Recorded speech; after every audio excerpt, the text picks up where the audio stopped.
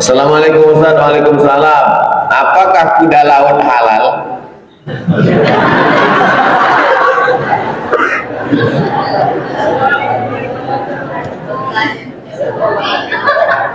Mazhab yang paling ketat dalam masalah hewan, mazhab Hanafi. Mazhab yang paling ketat dalam masalah hewan adalah mazhab Hanafi. Yang halal cuman ikan saja. Saya satu asrama sama orang Bangladesh, India, Pakistan. Saya masak kerang. Pas kasih kerang sama kepiting, tak mau dia. Karena kata dia yang halal cuma ikan. Mazhab yang paling longgar dalam masalah hewan, paling longgar, mazhab Maliki. Mazhab Maliki itu yang haram cuma anjing sama babi. Lain daripada itu makruh. Makanya kalau kalian pergi ke Maroko, nanti jangan heran di pinggir-pinggir toko ada jual namanya escargot. Jangan bayangkan escargot itu dingin, hangat, sop. Sop apa? Sop bekicot. Yang pertengahan dalam masalah hewan, mazhab Syafi'i. Mazhab Syafi'i, kalau dia tidak menjijikkan, kalau dia macam ikan bernapas pakai insang, kalau dia tidak hidup di dua alam, maka dia halal. Tapi kalau dia hidup di dua alam, hidup dia di air, hidup juga di darat, dan kemudian pula dia tak bernapas pakai insang, lalu kemudian dia menjijikkan, harama alaikumul khaba'ith, diharamkan pada kamu yang menjijik-jijikkan. Kalau kena 3 pasal, maka dia haram. Saya sampai sekarang belum pernah makan kuda laut. Ikan tembakul. Ikan tembakul tak bisa dimakan karena tahan dia di daharan. Sama macam buaya, ada buaya laut, ada buaya darat. Ikan tembakul ini kalau kita pergi ke tepi laut, berjalan dia macam kakak. Bisa dia hidup di atas, bisa dia hidup di dalam. Itu maka tak ada orang kita makan ikan tembakul. Kepiting Pak Ustaz, kepiting terbagi 2. Ada yang di air saja, tak bisa hidup di darat. Biasanya yang kepiting bakau, yang besar-besar yang diikat tangannya berotot, mahal itu biasanya. Nah, itu tahan dia. Makanya sebagian mazhab Syafi'i tak mau makan itu, karena tahan dia di 2 alam. Ustaz, saya bolak-balik makan itu. Kepiting yang besar sepiring, banyak itu di Aceh Singkil. Yang pernah ngasih saya paling besar seingat saya Aceh Singkil. Lebih besar pula kepiting itu dari piringnya. Duduk kami satu meja, sebelah kiri saya bupati, sebelah kanan dandim tentara, depan Polres. Saya kasih bupati tak mau, saya kasih dandim tak mau, saya kasih Polres tak mau. Habis saya makan sendiri. Rupanya orang bertiga ini takut kolesterol. Saya bilang ini tak ada kolesterolnya Pak. Kolesterolnya ada nanti waktu cek di rumah sakit. Apa doanya Pak Ustaz? Baca doanya. Bismillahirrahmanirrahim. La yadurru ma'asmihi syai'un fil ardi wala fis sama. Kalau sudah disebut nama Allah, tak ada yang bisa memudaratkan di bumi maupun di langit. Jadi kalau kami makan tidak kena kolesterol, tak ada jaminan sih. Tak hanya berdoa aja, sesuatu serahkan kepada Allah. Takut mereka makan. Jadi kalau dia kepiting hanya di laut saja, maka menurut mazhab Syafi'i halal. Nanti kalau Bapak Ibu tengok saya makan kepiting yang tahan di bakau, kepiting bakau yang warnanya agak coklat ke hijau tua, maka sesungguhnya saya sedang pakai mazhab Maliki. Kenapa? Kebetulan gratis. Boleh rupanya kita dalam hal kepiting pakai mazhab Maliki, sembahyang pakai mazhab Syafi'i? Boleh, karena berbeda qadiyah. Yang tak boleh itu mencampur mazhab dalam satu ibadah. Tak boleh. Dalam masalah makan kepiting, mazhab Maliki. Dalam masalah sembahyang, mazhab Syafi'i. Bang, kita beli kepiting nih ya bang, kata istri nanti pas belanja di pasar bawah. Haram. Tapi kata Ustadz makruh bang, karena pakai duit abang. Itu bukan mazhab Maliki, bukan mazhab Syafi'i. Itu namanya mazhab bakhil.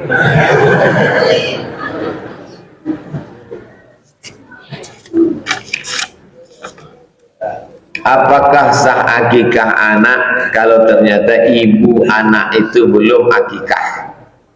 Karena ada sebagian orang di daerah saya terlantar akikahnya karena ibunya belum akikah, tak mau berkurban. Pas ditanya, bapak nggak kurban? Saya belum akikah. Anak tak diakikahkan, biasanya kenapa anaknya tak akikah? Karena emaknya belum akikah. Ini semua ini orang yang pakai cakap macam ini tak mau berkurban karena belum akikah, anak tak akikah karena emak belum akikah, anak tak akikah karena ayah tak akikah. Dua kemungkinan. Yang pertama jahil, tak mau belajar. Yang kedua pelit, tak mau keluar duit. Kalau dia jahil kita ajar, tapi kalau pelit tak ada obatnya, mati aja lah. Orang pelit ini tak ada obatnya, mati baru hilang.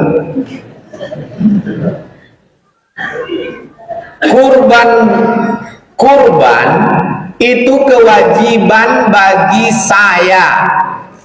Kalau mazhab Hanafi wajib kurban, tapi kalau mazhab Syafi'i, Hambali, Maliki sunnah muakkad. Saya punya duit, maka saya berkurban. Tidak ada hubung kait dengan akikah. Mau akikah, tak akikah, belum akikah, udah akikah, tak ada hubung kait. Berkurban aja lah. Jangan lagi itu nanti dialaskan, kau tak kurban, aku belum akikah. Aja tahun pula tuh. Adapun akikah itu tanggung jawab ayah saya ke saya. Dan tidak ada ulama yang mewajibkan akikah. Akikah itu hukumnya sunnat muakkad, sunnah muakkadah. Kalau kuat dia wajib, di bawah wajib sunnat, di atas sunnat, di bawah wajib sunnah muakkadah. Bahasa Arab yang benar sunnah muakkadah. Orang kita payah nyebutnya sunnat muakkad, tak apa-apa, jadilah daripada tak tahu sama sekali. Sunnah muakkad. Saya ulang sekali lagi, kurban saya tanggung jawab saya terhadap diri saya. Akikah saya tanggung jawab ayah saya. Jadi kalau saya tak diakikahkannya, tak ada urusan dengan saya. Jangan gara-gara akikah ini lalu tak berkurban. Sudah dibahas dalam buku 33 tanya jawab kurban. Ya, tapi kami belum dapat bukunya. Download lah, Wak. Apalah susahnya nuliskan situ? Tulis itu 33 tanya jawab kurban. 33 tanya jawab langsung. Belum lagi, baru saya buat tanya. Tahu pula Google itu lagi. Baru saya tulis 33 tanya langsung keluar. 33 tanya jawab sudah kurban Abdul Somad PDF. Share. Ya, share bagi ke kelompok-kelompok lain. Kau udah share? Udah kau baca? Belum? Saya men-share aja, baca tak mau. Nah, adapun masalah emaknya belum akikah, ayahnya belum akikah, tak ada urusan. Akikah ibu itu tanggung jawab ayah ibu, akikah bapak itu tanggung jawab ayah bapak, akikah anak bapak itu tanggung jawab bapak. Maka anak bapak yang belum akikah, jangan gara-gara kita tak akikah, maka akikahkan. Pak Ustadz, kami ini dulu waktu kecil belum akikah, susah di kampung. Jangankan mau potong kambing, makan ayam aja cuma 2 kali.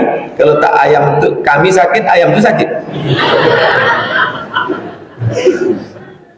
Apalagi kalau kambing Pak Ustadz tak ada duit. Tapi sekarang sejak di Rimbo Panjang nih duit banyak, rezeki mengalir.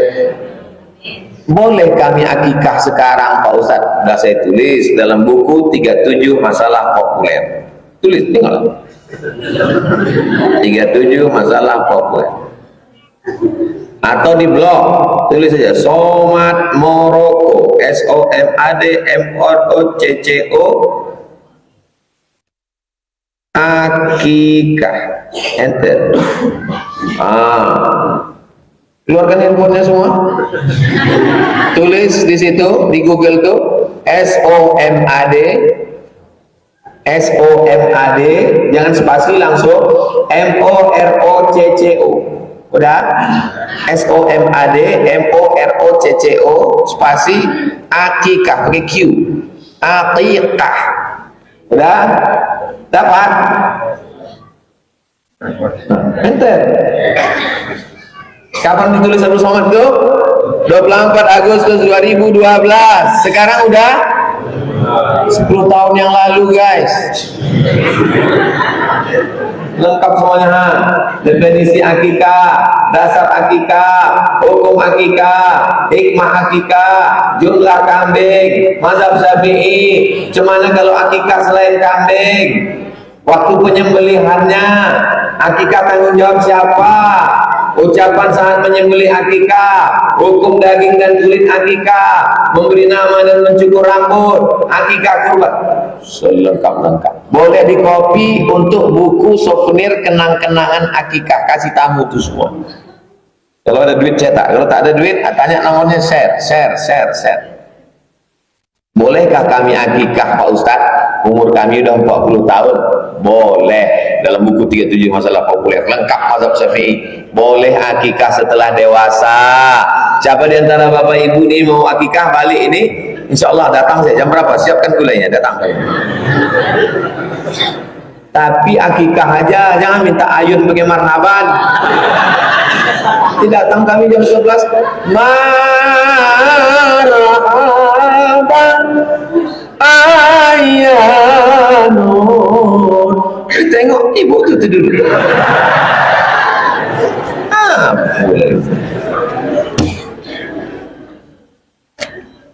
Bagaimana jika rajin mengikuti kajian tapi perangai tak berubah?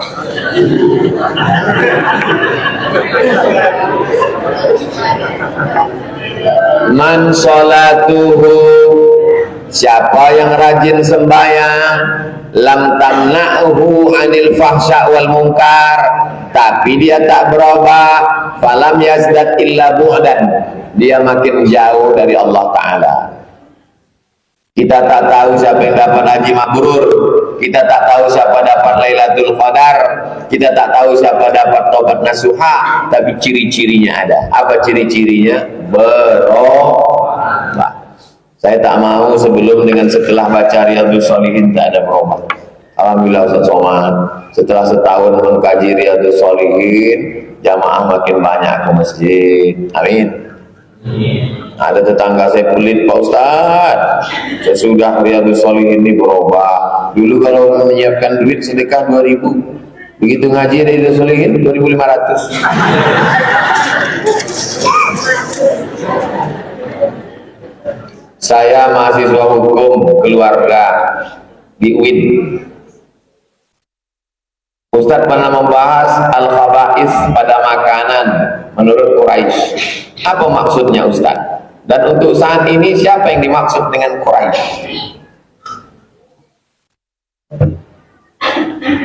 Quraisy itu adalah keturunan Nabi Ibrahim turun ke Ismail, turun ke Adnan, Bani Hashim, Bani Qusay, Bani Abdi Manaf, itu Quraisy. Muhammad SAW, anak Abdullah, anak Abdul Muttalib, anak Hashim, anak Abdi Manaf, anak Qusay. Cucu cicitnya ini adalah Quraisy. Nabi Muhammad punya anak namanya Fatimah Zahra.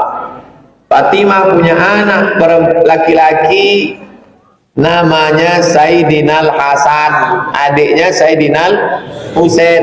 Sayyidina Husain punya anak laki-laki namanya Sayyidina Ali Zainal Abidin. Sayyidina Ali Zainal Abidin punya anak laki-laki namanya Sayyidina Muhammad Al-Baqir.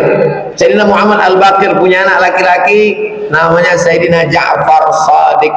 Ja'far Shadiq punya anak laki-laki namanya Sayyidina Ali Al-Uraidi. Ali Al-Uraidi punya anak laki-laki namanya Muhammad An-Naqib. Muhammad An-Naqib punya anak laki-laki namanya Sayyidina Isa. Sayyidina Isa punya anak laki-laki namanya Sayyidina Ahmad bin Isa, gelarnya Al-Muhajir. Kenapa dia disebut Al-Muhajir? Al-Muhajir karena dia hijrah dari Baghdad ke Yaman, makamnya di Tarim, Yaman. Beranak pinak dia, anak cucu cicitnya ini tuh punya marga yang paling tinggi ilmunya sampai ke atap. Bahasa Arab atap tuh sakap, maka disebut dia dengan as-saqaf. Karena orang kita payah menyebut as-saqaf. Siapa dia? As-Segaf, Al-Jibri, Al-Haddad, Al-Idrus bin Syihab Bakar. Karena kita cinta kepada datuknya, cinta juga kepada cucunya. Cinta itu bahasa Arabnya hub. Orang yang dicintai namanya Habib, maka kita menyebutnya Al-Habib. Salah satu Al-Habib keturunan Nabi tadi datang ke Siak. Anak Sultan Siak ini ada yang cantik, perempuan namanya Tengku Embung. Dinikahkanlah Tengku Embung sama Habib tadi. Nama Habib itu Habib Utsman bin Syihab. Menikahlah Utsman Syahabuddin dengan Tengku Embung. Lahirlah anak cucu Sultan-Sultan Siak. Yang terakhir Sultan Syarif Qasim. Pertanyaannya, di manakah makam Tengku Embung dan Habib Utsman Syahabuddin? Di samping Masjid Senapelan Pasar Bawah, Beb. Kok bisa orang Pekanbaru tak tahu?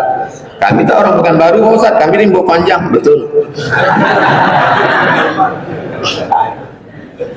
Jadi itu dimaksud. Jadi kalau ada orang bertanya sekarang, masih ada Quraisy itu zaman sekarang? Ada.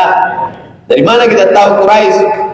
Nanti kalau ziarah ke makam Habib Utsman Syahabuddin, tertulis di dinding itu keterangan bahwa Utsman Syahabuddin adalah Habib, ini nasabnya, dan dia bermarga Banahsan dari bin Syihab. Yang mengeluarkan itu siapa?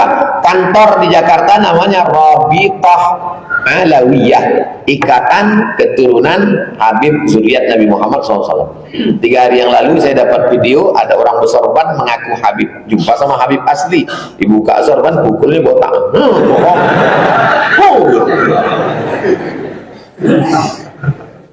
Nah itu tentang. Nah, wa harrama alaihimul khaba'is, diharamkan bagi kamu yang menjijikkan. Diharamkan yang menjijikkan menurut siapa? Ketika terjadi ikhtilaf dalam mazhab Syafi'i, Imam Syafi'i, ya, ini yang diharamkan menjijikkan, ya. Menjijikkan menurut siapa? Kata Imam Syafi'i, menjijikkan menurut orang Quraisy. Contohnya gini, turun hujan. Begitu turun hujan, di mana ada lampu terang, maka datanglah itu apa namanya? Datang larang. Kita jijik menengok larang, betul? Tapi ada orang menengok larang itu disiapkannya tepung beras. Untuk buat apa? Nah, itu yang suka banyak larang. Nah, pertanyaannya, apakah larang itu haram? Bingung. Lagi yang jijik haram. Saya kalau dikasih pek larang, thank you lah. Saya pergi ke Pelalawan, berjalan kaki 2 jam masuk ke hutan-hutan apa namanya, tanah hitam yang tenggelam, kita sampai sepinggang gambut. Dikasih orang tua sepatu sampai ke lutut. Ustaz, nanti kita di dalam itu nanti lumpurnya dalam, nanti Ustaz pakai ini ya lah, rupanya sepinggang. Naik awak tegak, tinggal sepatu itu dalam. Sampai ke dalam, dilemparlah tali pancing ke atas pakai batu, dipanahkan, lalu turun tali pancing itu, ditarik tali besar, panjang tali itu 100 meter. Kalau panjang talinya 100 meter, menyambung ujungnya ke sini, berapakah letak sarang tawon? Sarang lebah 50 meter. Naiklah yang orang tuh, saya di bawah aja. Naik ke atas, sampai ke atas, dicincangnya lah sarang tawon, sarang lebah. Jatuh ke bawah, ditampung pakai kain. Ternyata di dalam sarang-sarang lebah itu ada anak-anak lebah. Saya menengok anak lebah itu merinding. Tapi ada orang yang menengok anak lebah itu keluar liur. Kenapa? Sudah disiapkan kelapa dan daun kemangi serta kunyit mau dibuat pepes anak lebah. Pertanyaannya, apa hukum makan pepes anak lebah? Kalau jijik haram, kalau tak jijik sodak. Nah, ketika dalam mazhab Syafi'i ditanya, jijik menurut siapa? Jijik menurut Quraisy yang zaman dulu, bukan Quraisy yang udah makan sambal belacan asam pode bau. Quraisy yang asli dulu. Ketika terjadi ikhtilaf, ini jijik, kata ini tidak jijik, karena jijik ini adalah like and dislike. Jijik ini bukan sesuatu yang bagus. Jijik menurut ini belum tentu jijik menurut ini. Saya sudah kasih contoh dua dalam kasus laron dan anak lebah. Jelas?